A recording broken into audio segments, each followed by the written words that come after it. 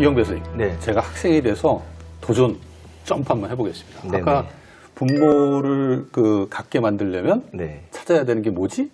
네. 할 때 최소 공배수 빙고 하셨잖아요. 네. 근데 왜 그냥 공배수로 하면 안 되나요? 그걸 꼭 최소를 꼭 하나만 구해야 돼요? 제가 거기에 답변 드려도 돼요? 예. 제가 질문 드리는 의도를 좀 이따 말씀드리겠습니다. 예. 공배수란 말 자체는 배수, 걔들의 공통된 배수는 아무나 됩니다. 공통된 배수들 중에서 왜 최소 공배수냐? 그럼 당연히 다루기 쉬우면 좋잖아요. 작을수록 좋잖아요. 그래서 편리함 때문에 그럽니다. 예, 감사합니다. 제가 이제 질문 드린 의도는 뭐냐면 다양하게 그 문제의 해결책이 최소 공배수 하나로만 해결되지 않고 다른 것을 이용할 수도 있다. 다양한 방식으로 문제가 풀릴 수 있다는 것을 학생들이 아는 게 상당히 중요하다. 이 취지에서 좀 말씀드렸는데 그런 측면에서 우리는 꼭 하나의 방식으로 꼭 문제를 풀어야 한다고 생각하잖아요. 이게 2개, 3개, 4개 조금 돌아가더라도 문제를 풀 수 있는 여러 가지 루트가 있다는 걸 알게 되면 몰라도 자기 나름대로 논리를 만들어서 도전해보는, 점프해보는 그런 좀 변화가 가능하지 않을까. 뭐 이런 기대 때문에 말씀드렸고, 그 한 가지 또 화면 보니까 일상 속 문제하고 배운 내용을 연결시키는 일기를 막 쓰더라고요. 네네. 참 재밌는 것 같은데. 주스를 먹을 때 주스를 먹을 때. 소리 생각하겠다. 네. 뭐 이런 거. 그러니까 수학 일기를 쓰는 이유는 예. 대부분 우리 학생들이 수학 시간에 배운 수학으로 이게 수학이 끝나버려요. 단절된다는 그런 느낌을 많이 받거든요. 근데 이 수학 일기를 사용함으로 인해서 우리가 본 시간에 배웠던 어떤 수학적인 내용을 기억하는 것뿐만 아니라 이걸 좀 더 확장시킬 수 있는 거죠. 그러니까 수학 수업의 장을 교실에서 생활 속으로 확장을 시켜서 우리 학생들에게 어떤 수학적인 사고와 시야도 넓혀주고 또 그로 인해서 생활 속의 수학이 많이 사용되어 있다는 것을 발견할 수가 있는 거죠. 그런 관찰력도 향상이 됨으로 인해서 이 관찰력은 또 우리 아이들의 사고력과 응용력을 향상시키는데 큰 도움이 되더라고요. 그리고 처음엔 좀 어려워하는데 몇 번 정도, 2-3번 정도 쓰니까 정말 아이들이 다양하고 풍부한 수학을 발견해서 쓰는 것을 보고 정말 수학 일기가 효과가 크다는 걸 제가 느꼈습니다. 예. 그러니까 이렇게 사물이 다 수학으로 이렇게 보일 수도 있겠네요. 그렇죠. 그래서 제가 생각하지 못했던 어떤 수학 내용도 있더라고요. 제가 가장 기억에 남는 게 예를 들면. 그 병뚜껑 있지 않습니까? 병뚜껑. 예. 예. 병뚜껑에 이렇게 닫아지는 그 개수가 있더라고, 기본적인 예. 그 원리가. 아, 그래요? 그래서 왜 23개 정도인가 그게 되거든요, 그 부분이. 그 이유가 또 아이들이 자기들이 찾아가지고 적어놓은 걸 보고, 아, 이렇게 아이들이 다양하게 생각할 수 있구나. 그런데 지금까지 그런 기회를 제공하지 못했구나. 이런 생각을 많이 갖게 됐습니다. 이게 어떻게 보면 일상생활 속에서 수학이 이렇게 적용된 사례들이 많이 있잖아요. 병뚜껑 말씀도 하셨고 맨홀 뚜껑도 보면 삼각형이나 네모는 없고 전부 다 동그라미거든요. 그것도 다 수학적인 또 우리 그 생활의 편의와 관련된 어떤 원리들이 숨어 있는데 이런 것들을 통해서 학생들이 수학에 대한 흥미, 동기를 갖는 게 되게 중요하잖아요. 그렇습니다. 수학에서 동기와 흥미는 학습을 이어나가는 원동력입니다. 학습에 대한 호기심이라든가 그렇죠. 왜 저 내용을 배워야 할까? 혹시 나도 저런 경험이 있는데 수학적으로 해결할 수 있지 않을까? 라는 이런 자신과 관계된 그런 문제를 해결해 갈 때 흥미와 동기가 유발됩니다. 교수님 말씀에 공감을 하는데 이런 재미와 흥미를 유발하는 게 정말 어렵더라고요. 어떻게 보면 아무리 재밌는 거여도 같은 걸 하면 아이들이 금방 실증을 내서 계속해서 다양한 것을 보여줘야 되는 게 어떻게 보면 요즘 우리 학생들을 뭐 수학 교과의 흥미를 유발하는데 꼭 필요하다는 생각을 계속하고 있거든요. 그만큼 또 선생님들이 수업 전문성들을 신장할 수 있도록 여러 가지 여건들이 마련될 필요가 있지 않나 생각을 좀 해봅니다. 이 이영배 선생님 수업은 초등학교니까 학생들이 적극적으로 참여하는 수업이 가능하겠다 이런 생각을 하지만 유영희 선생님 중학교 지금 맡고 계시죠? 네. 중학교 학생들이 적극적으로 참여하는 수업을 하고 계신다. 저는 그렇게 들었는데. 그거 좀 어려울 것 같은데. 보통 중학교 때부터는 그냥 선생님이 쭉 설명하고 그렇죠. 아이들은 그냥 문제 풀고 하는 거 아닙니까? 아까 제가 했던 거 그 방식. 네. 어떻게 하시는지 궁금해요. 네, 충분히 가능합니다. 가능하고요. 계산, 아까 윤광준 선생님께서 계산이 수학의 핵심이 아니라고 하셨는데 계산에서 탈피해서 수리력을 키우려는 수업을 구성하면 중학교에서도 얼마든지 아이들이 신나고 즐겁게 같이 모둠으로 협력하는 수업이 가능하다고 저는 생각합니다. 예. 네. 그 생각이 현장에 어떻게 적용되고 있는지 선악중학교 유영희 선생님 수업을 같이 보시죠.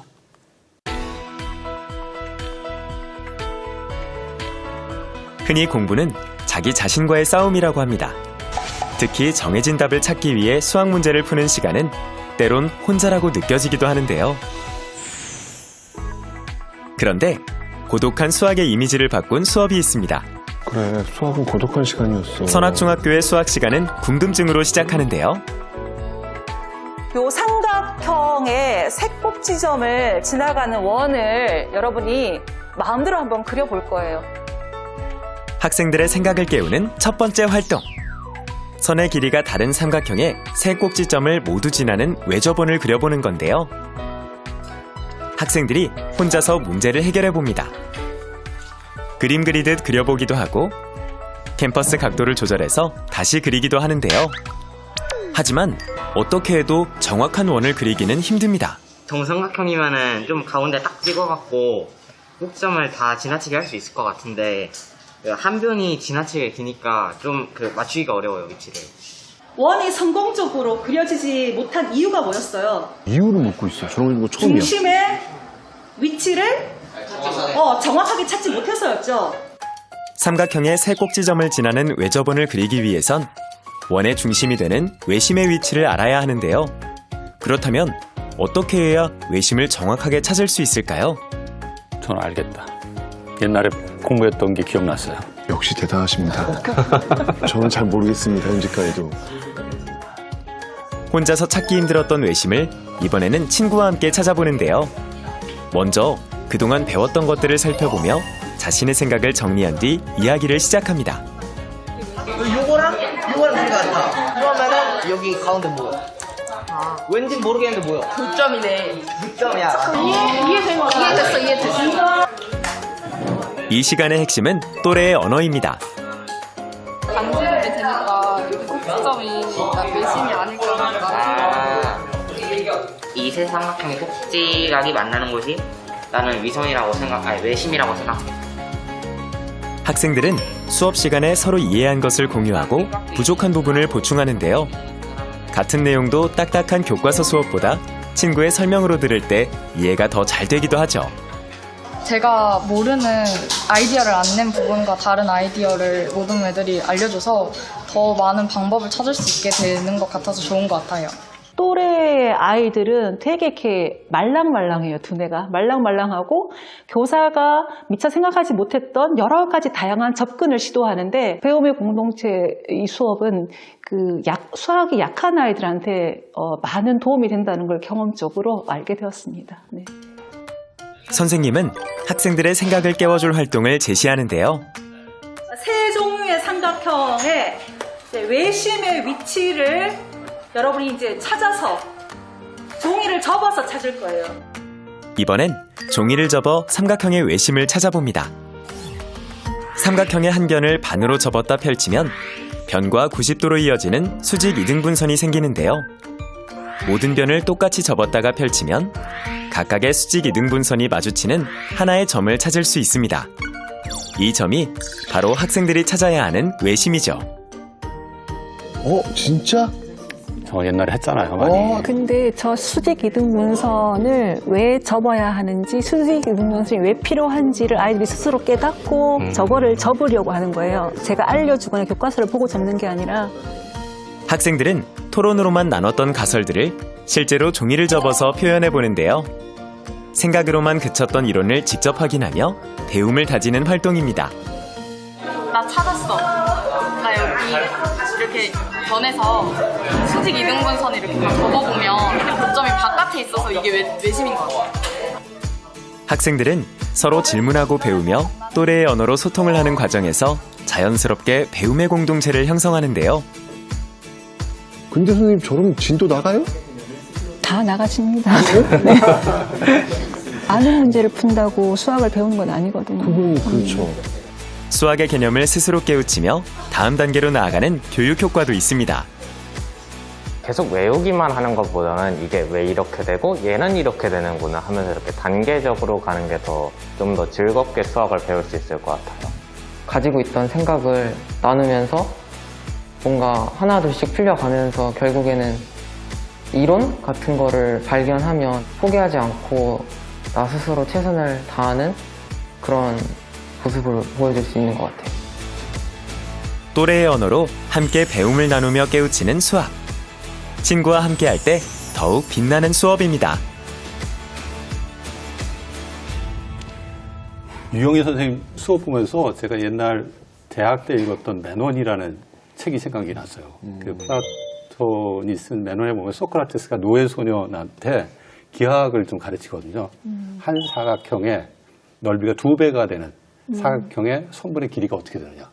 이거를 가르쳐주지 않고 직접 그 노예가 하나씩 자기가 찾아가도록 옆에 질문만 해요. 거의 비슷한 수업이 아닌가. 그런 생각을 좀 해봤습니다. 그러네요. 아니, 저는 진짜 보면서 제가 그 학창 시절 초등학교 6년, 중학교 3년, 고등학교 3년, 6년, 12년을 지금 다녔는데 단 한 번도 저런 질문을 받거나 고민해 본 적이 없어요. 진짜 그건 너무 신선한데요. 하나하나 아이들이 찾아가면서 이해하면서 그 수업하는 거고 학생들이 얻게 되는 게 다를 것 같아요.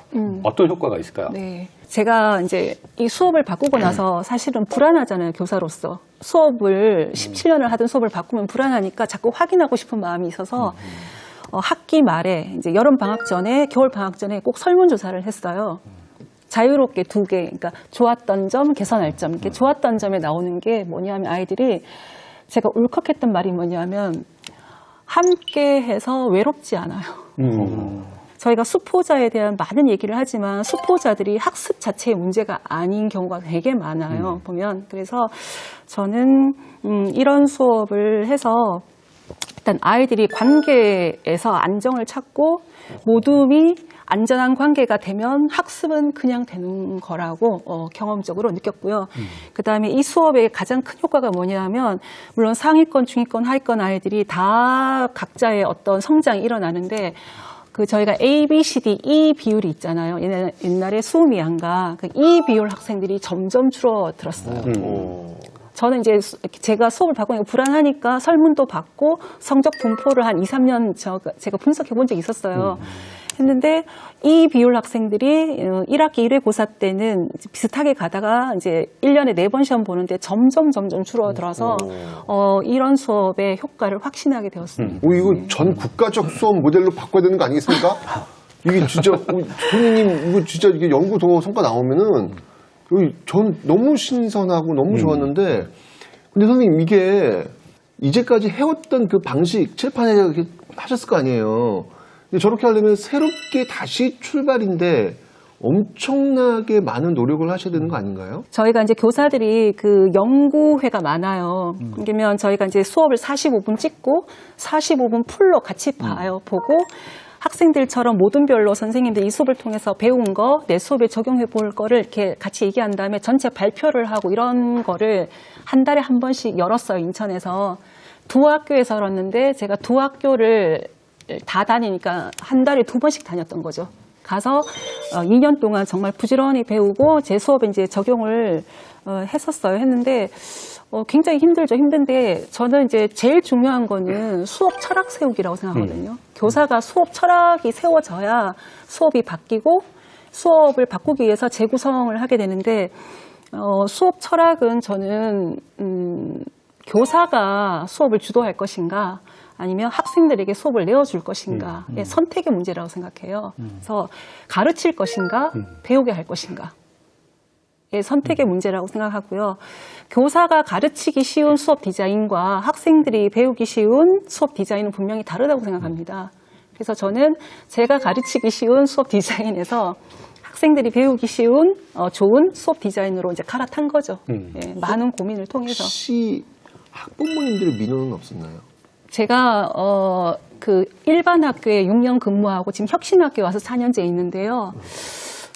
오히려 혁신학교의 학부모님들이 조금 더 제 수업을 응원하는 분도 있지만 싫어하는 분도 계시더라고요. 아, 그래요? 일반 학교에서는 네, 아무도 싫어하지 않으셨어요. 근데 그게 어떻게 보면 이게 부모님들이 혁신학교는 이제 저희가 학생, 학부모, 교사들이 누구나 의견을 자유롭게 얘기하고 수렴할 수 있었기 때문에 편하게 얘기했던 거고 일반 학교는 혹시 제 수업에 불만이 있었으나 학교에 이렇게 쉽게 얘기하지 못하는 분위기가 있어서 얘기하지 이런 않았을까? 수업 방식에 대해서 학부모님들이 어떤 부분은 오케이, 어떤 부분은 너 이렇게 있을 거 아니에요?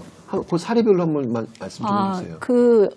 장단점. 제 수업이 전반적으로 다루는 그 1시간에 다루는 문제가 많아야 3개, 뭐 그렇겠지. 4개인데 일단 문제 수가 적으니까 저희는 학습량이 많아야 수학을 잘한다고 생각하잖아요. 그 부분 일단 불만이시고 그다음에 두 번째 다루는 문제가 교과서나 문제집에서 흔히 볼 수 있는 문제들이 아니에요. 그렇죠. 제가 많은 고민을 하고 또 이제 교사들끼리 교류하면서 저희가 이렇게 좀 질적으로 좋은 문제를 엄선하다 보니까 낯선 문제들이 많아요. 그러니까 집에서 시험 대비를 해주기가 이제 예를 들면 인강이나 이렇게 사교육 쉽게 얘기하면 학원에서 별로 그렇게 도움이 안 되는 맞아요. 거예요. 제 그런 것 같아. 수업에 대한 평가 대비 도움이 안 돼서 그러니까. 네, 그래서 불만이 있으셨어요. 네. 오늘 이영배 선생님하고 유영희 선생님 수업을 봤는데 네. 현장에서 그렇게 노력하고 계신 선생님들이 많이 계실 거란 말이에요. 갈수록 이분들이 좋은 수업을 하기 위한 지원들도 필요할 것 같은데 현실은 어떤가요? 네, 그렇습니다. 현실적으로도 최근에는 교육부에서 또는 각 시도 교육청에서도 굉장히 서포트를 많이 하고 있습니다. 근데 이제 교육 과정 자체가 조금 유연화될 필요가 있습니다. 방금 말씀하셨던 것처럼 교사는 교육 과정을 가르치는 거거든요. 이 교육 과정 자체가 딱 고정되어 있기 때문에 교사들은 거기 범위 내에서 벗어나기는 굉장히 어렵습니다. 그래서 그런 측면에서 교사들에게 어느 정도 융통성을 제공해 줄 수 있는 그런 정책적인 좀 지원이 좀 필요하고요. 또 한 교실에 많은 학생들이 있지 않습니까? 그 많은 학생들을 일일이 모두 다 케어하기는 어렵습니다. 그래서 보조교사라든가 아니면 AI를 통해서 학생들을 이해할 수 있는, 교사가 이해할 수 있는 그런 AI 프로그램을 제공해 준다든가 그 다음에 방금 유영희 선생님처럼 이런 좋은 수업은 자꾸 공유를 해서 다른 많은 선생님들이 익히고 같이 함께 노력할 수 있도록 해줘야 되겠고, 사실 저런 수업을 하기 위해서는 준비 시간이 굉장히 많이 필요합니다. 그래서 선생님들에게 준비할 수 있는 여유의 시간들이 충분히 제공이 돼야 될 것이다 라고 생각합니다. 예. 지금 저런 수업을 하려면 너무 좋아요. 학생들도 좀 고민할 수 있는 좀 시간적인 어떤 여유라는 게 필요할 거 아니에요. 그래야 다음으로 또 점프할 거 아닙니까? 그렇죠. 그런데 지금 사실 현재 수학의 그 가르쳐야 될 내용, 배워야 될 내용은 늘 비판받는 부분이 뭐냐면 너무 과도한 거 아니냐. 애들한테 그 여유조차 주지 않는 거 아니냐. 내가 왜 이렇게 흥분하지? 흥분하셔도 됩니다. 어떻게 생각하세요, 현직에서? 초등 수학과 교육 과정은 여러 번 교육 과정을 거치면서 학습량이 좀 많이 감축은 됐습니다. 그리고 꼭 필요한 어떤 핵심 개념과 원리를 가르치도록 되어 있고요. 또 선생님들이 현장에서 그런 가르쳐야 될 내용을 지도하는데 큰 어려움은 없는데 교육 과정 내용면에 있어서 아직도 공식에 의한 어떤 문제 해결이라는 그런 어떤 틀이 아직도 있기 때문에 아이들이 좀 접근하기가 좀 어려운 것 같습니다. 그래서 이 교육 과정 면에서 우리 아이들이 정말 체험하고 좀 느낄 수 있고 또 아이들이 수학에 대한 긍정적인 태도를 함양할 수 있는 다양한 교육 활동이 있거든요. 근데 이렇게 하기 위해서는 우리 선생님들의 어떤 교육 과정 재구성할 수 있는 그런 역할이 좀 필요하거든요. 그래서 학급에 보면 우리 학급 학생들의 어떤 성향이나 발달 수준에 맞게 교육 과정을 재구성해서 수학 수업을 한다면 정말 우리 아이들이 지금보다 훨씬 더 재미있고 신나는 수학 수업을 할 수 있을 거라고 생각합니다. 예, 마지막으로 앞으로 미래 교육을 위해서 수학 교육이 어떻게 바뀌어야 된다. 네. 여기에 대해서 간단하게 지원 말씀 부탁드리겠습니다. 미래를 위한 우리나라 수학 교육의 변화가 무엇보다도 필요한 시점에 와 있습니다. 예. 이럴 때 수학적으로 사고하고 수학적으로 의사소통하고 학생이 또 탐구하는 그런 또 추론하는 그런 수학 교육의 방향으로 우리 수학 교육이 바뀌어야 될 것이라 생각합니다. 예, 감사합니다. 현장에서 수학을 업으로 삼는 사람으로서요. 누구나 다 수학 교육을 통해서 습득할 수 있고 이용할 수 있다고 생각합니다. 그래서 수학 교육의 방향을 개념을 전달해주고 그 개념을 이용해서 문제를 푸는 게 아니라 개념을 이해시키기 위해서 수업 시간에 그 개념을 적용해보고 활용해보고 더 나아가서는 그 개념을 직접적으로 현장에서 현상이나 사회에서 그걸 적용할 수 있는 능력을 비행할 수 있게끔 하는 걸로 교육을 바꾸면 미래 사회의 수학의 중요한 역할을 하는데 그 중요한 역할을 충실히 수행할 수 있다고 봅니다. 예. 저는 수학 교과, 수학 수업을 하는 데 있어서 우리 아이들에게 무조건 재미가 있어야 된다고 생각이 들거든요. 근데 간혹 선생님들이 그런 딜레마에 많이 빠지거든요. 재미가 있으면 의미가 좀 없는 수업이 되는 경우가 있고, 또 의미 있는 수업을 하다 보니까 아이들이 재미없어 한다 그러는데, 저는 그걸 따로 분리하지 말고 재미에 의미 있는 수업을 많이 한다면, 재미가 있다면 아이들이 한 가지를 아는 그 수학적인 내용이 두 가지, 세 가지 더 늘어날 수 있는 시너지 효과가 있다고 생각이 들거든요. 아이들의 어떤 특성이나 발달 수준에 맞게 교육과정을 재구성하고 또 거기에 재미라는 요소를 넣어준다면 우리 아이들이 지금보다 훨씬 더 재미있고 의미 있는 수학 수업을 하고 또 수학 교육이 많이 발전할 수 있을 거라고 생각합니다. 그러니까 저희가 지금까지는 어떤 기능이나 지식을 아이들한테 전수하기 바빴다면 미래의 그 불확실한 시대에서는 어떤 특별한 고정된 그 지식이나 기능이 저는 존재하지 않는다고 생각합니다. 그래서 미래 사회를 위해서는 발산적 사고에 조금 더 초점을 많이 맞춰야 될 것 같은데 답이 없을 수도 있는 거고 딱 떨어지는 상황이 사실은 이상한 상황이 아닐까요? 우리 현실에서 딱 떨어진 상황이 어디 있습니까 지금? 없는데 아이들은 수학에서 딱 떨어지지 않거나 정확하지 않으면 매우 불안하고 그러니까 수학이 아이들의 삶으로부터 점점점 멀어지는 이유가 아닐까라는 생각이 들었습니다. 네. 네, 오늘 저는 미래교육 플러스 이렇게 하면서 처음 이게 이 느낌이 참 묘한데 이제까지 수학 교육에 대해서 이야기를 하면 저는 사실은 절망적이었거든요. 야, 이건 정말 뭐야? 이건 카르텔이야? 뭐야? 도대체 왜 이런 거야? 라는 생각을 저는 갖고 있었는데 수학 교육의 방향에 대해서 전문가분들이 말씀을 하셨는데 그 방향을 선생님들이 지금 현장에서 해내고 계시는 모습을 보니까 처음으로 저는 희망이라는 거, 이거 가능한 거구나 라는 걸 지금 봐가지고 너무너무 안심이 돼요. 국제 수학 올림피아드 출전한 우리 학생들이 우수한 성적을 냈다라는 뉴스를 우리는 자주 접합니다. 하지만 수학 분야의 노벨상이라고 하는 필드상 수상자를 우리는 한 명도 배출하지 못하고 있습니다. 문제풀이 중심의 수학 교육이 가져온 왜곡된 현상이 아닐까 생각해 봅니다. 앞으로의 수학 교육은 수학을 기반으로 사고하고 소통하는 능력, 그리고 나아가 문제를 창의적으로 해결하는 능력을 키우는 방향으로 바뀌어야 한다 생각합니다. 오늘 시청해 주셔서 감사드립니다.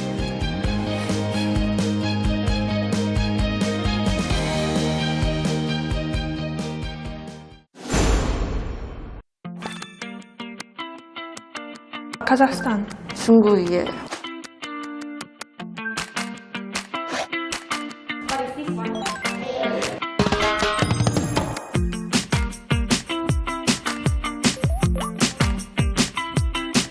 나도 어려워. 앞에다 내봐, 앞에다 서.